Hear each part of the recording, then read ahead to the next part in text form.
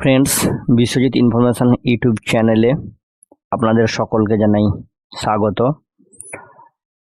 আপনারা জানেন যে এসএসসি সেকেন্ড এসএলএস টেট 11, 12 এবং 9, 10 দুটোরই রিক্রুটমেন্ট প্রসেস চলছে। তো আজকে ভিডিওর মধ্যে আলোচনা করব 11, 12-এর ওয়েটিং লিস্ট এবং এই ওয়েটিং লিস্ট সম্পর্কিত গুরুত্বপূর্ণ আলোচনা, যেটা আপনি অবশ্যই মনোযোগ সহকারে ভিডিওটা স্কিপ না করে দেখবেন। আর একটা রিকোয়েস্ট, শুরুতে যদি আপনি এই চ্যানেলে নতুন হয়ে থাকেন তাহলে অবশ্যই চ্যানেলটি সাবস্ক্রাইব করে রাখবেন, পাশে থাকা বেল আইকন প্রেস করে রাখবেন। তা চলুন শুরু করি আলোচনা। এই 11, 12-এর ওয়েটিং লিস্ট এবং এমপ্যানেলড যে রেকমেন্ডেড ক্যান্ডিডেট, এই ক্যান্ডিডেট নিয়ে প্রথম কথা গুরুত্বপূর্ণ কিছু তথ্য বলে একটু যদি আমরা পর্যালোচনা করি বা চিন্তা ভাবনা করি তাহলে দেখবেন। প্রথমেই বলি যে অনেকেই যেটা ভাবতেন যে ভোট পর্ব চলাকালীন WBSSC-র রিক্রুটমেন্ট প্রসেসটা কিন্তু বন্ধ হয়ে যাবে। এর উত্তর কিন্তু আপনারা অবশ্যই এই মুহূর্তে পেয়ে যাচ্ছেন। রিক্রুটমেন্ট কিন্তু কন্টিনিউয়াস চলছে, রিক্রুটমেন্ট কিন্তু বন্ধ হয়নি। কারণ লাস্ট 11, 12 যেটা লাস্ট আপডেট, যে 20/4/2026 তারিখে 11, 12-এর 4টি সাবজেক্টের কিন্তু কাউন্সিলিং রয়েছে, তার জন্য স্কুল সিএমএল লিস্ট পাবলিশড হয়েছে।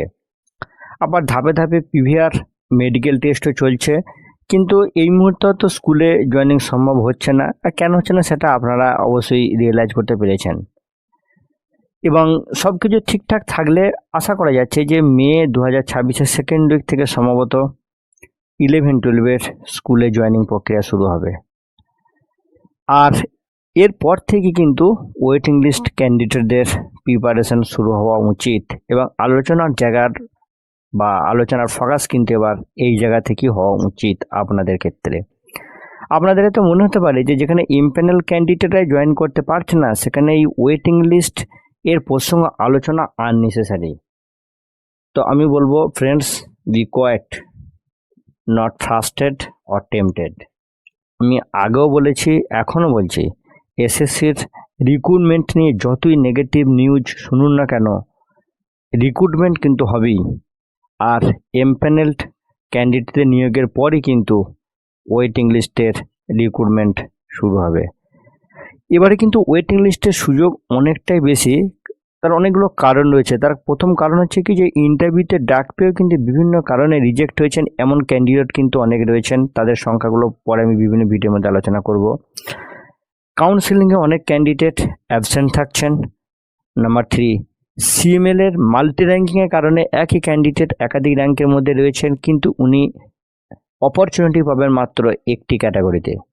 তবে কোন সাবজেক্টের কয়টি ভ্যাকেন্সি রয়েছে বা সিট ফাঁকা রয়েছে সেগুলো কাউন্সেলিংয়ের শেষ পর্বে কিন্তু ভিডিওতে আমি অবশ্যই জানিয়ে দেবো। এখন প্রশ্ন হচ্ছে যে ওয়েটিং লিস্ট ক্যান্ডিডেটরা কতদিন ওয়েটিং করবেন।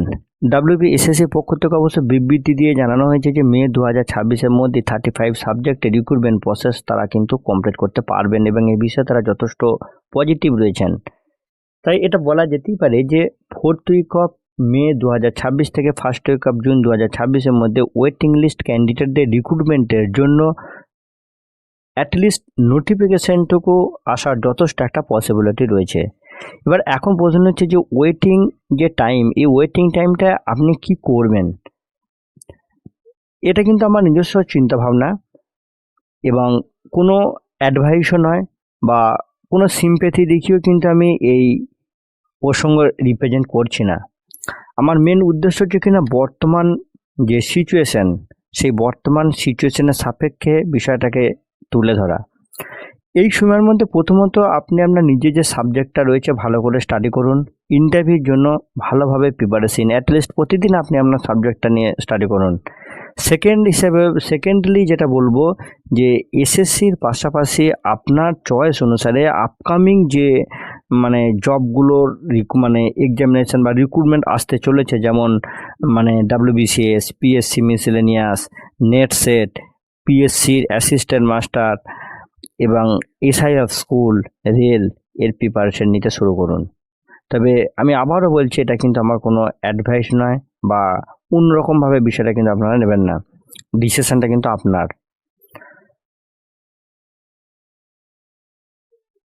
আবার এটাও কিন্তু আপনি ভাববেন না যে ওয়েটিং লিস্টের রিক্রুটমেন্টের পসিবিলিটি নাই বলেই হয়তো আমি এই তথ্যগুলোর কথা বলছি বা এই তথ্য রিপ্রেজেন্ট করছি, এটা কিন্তু একদমই নয়।